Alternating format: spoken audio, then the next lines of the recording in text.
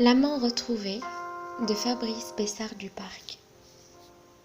Comme depuis quelque temps, elle dormait les yeux ouverts dans son coin de lit, quelque peu froissé, à l'inverse des draps bien mis, juste après.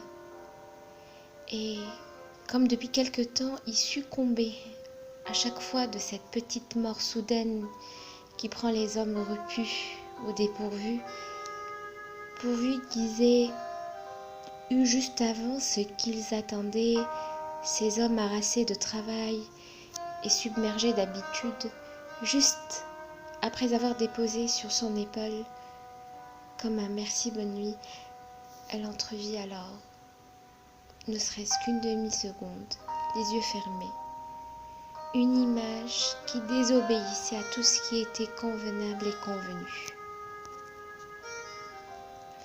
Et c'est les yeux fermés qu'elle envisagea ensuite à chaque début de nuit, juste après de se blottir dans les bras d'un autre, à la dérober, prise au dépourvu, pourvu que le plaisir soit là, comme on envisage de refaire la pièce de vie, et par là même de faire le bilan de sa vie.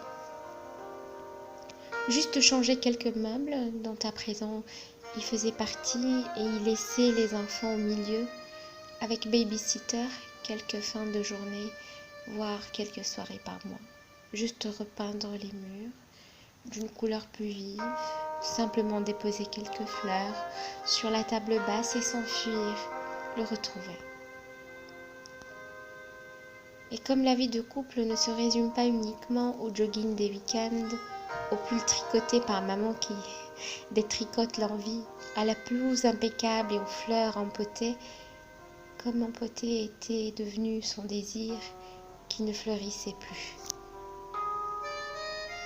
Et comme les bonsoirs, comment vas-tu, ne se résument pas uniquement à une main négligemment claquée sur la fesse, alors que sa bouche attendait en vain impatiemment ses lèvres. Et comme la vie de couple n'est pas simplement faite de hauts et de bas, de ces hauts en dentelle et de ces bas coquins qu'elle enfilait juste pour lui plaire,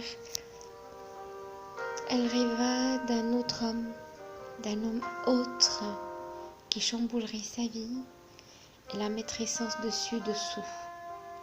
D'un autre homme, d'un homme autre qui ferait d'une table, d'un canapé ou d'une baie vitrée un lit improvisé. D'un homme tout simplement qui ferait de ces 5 à 7, mais peu l'importer l'heure, un inoubliable sans dessus ni dessous. À lui faire planter ses ongles dans des draps fleuris, à lui faire renverser les vases, et juste après, à dessiner sur sa peau encore frémissante du bout de son ongle quelques mots d'amour. Elle et lui, sans dessus ni dessous, chambre d'hôtel anonyme dans une banlieue lointaine, mais comme la vie de couple n'est pas uniquement faite de ces temps corps à corps, elle rêva, même à la dérobée, de possibles promenades en sous-bois secrets, à l'abri du monde violent, et pourquoi pas, lors de soi-disant visites chez sa meilleure copine, de quelques vagues mourantes à leurs pieds, d'une main dans la sienne et l'autre dans son chignon, défait, avec en terrasse 2 verres de vin blanc frappés. Parce que sa vie s'endormait, quelque peu froissée, elle rêva d'un autre homme, d'un homme autre qui chamboulerait son cœur. Alors elle sortit de plus en plus tôt quand lui revenait de plus en plus tard. Elle marchait sans but, idiote, et ne sachant que faire juste pour lui faire croire, et lui tournait en rond, ne sachant que dire et ne sachant que croire. Rares étaient les fois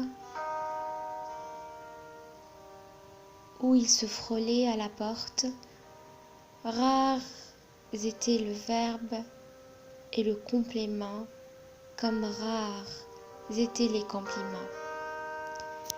Ainsi étaient-ils devenus deux étrangers en la demeure, mais que demeure l'envie, se disait-elle.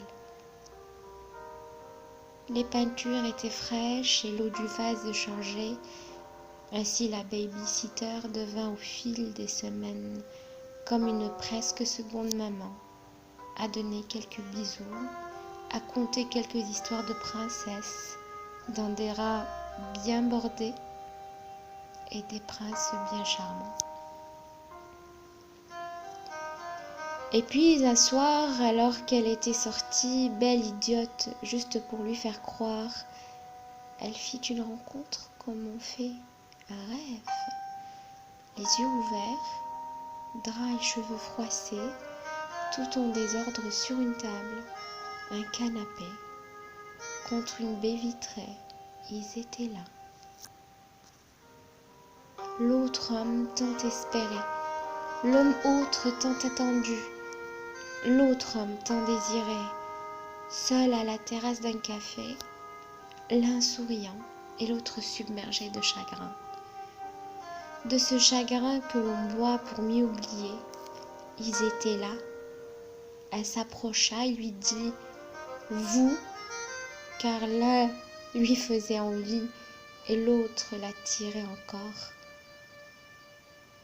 Un jeu de vous qu'il apprécia et qu'elle désirait tant comme un parfum retrouvé, un subtil mélange fait de bois et de fruits, le bois éternel contre lequel on se repose et le fruit renouvelé dans lequel on croque. Un savant mariage de quelques quinzaines d'années qu'elle ne pouvait avoir oublié. De cette précieuse alchimie qui rend les hommes rudes, aux mains calleuses, si douces parfois.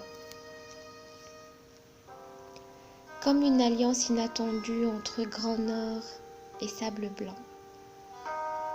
Souvenir olfactif des premiers émois, juste une goutte derrière l'oreille, juste sa main dans la sienne et quelques vagues à leurs pieds. Elle lui expliqua tout, ses habitudes, ses lassitudes et les yeux ouverts. Juste après, ils parlaient en même temps et elle les écouta. L'un s'excusait pendant que l'autre la charmait. L'un lui demandait pardon alors que l'autre vers elle se penchait. Prise au dépourvu, elle le laissa faire. La main d'un autre homme dans son chignon défait. Les lèvres de l'homme autre contre sa bouche entr'ouverte, impatiente, assoiffée. Deux êtres fusionnels, un mari, un amant retrouvés.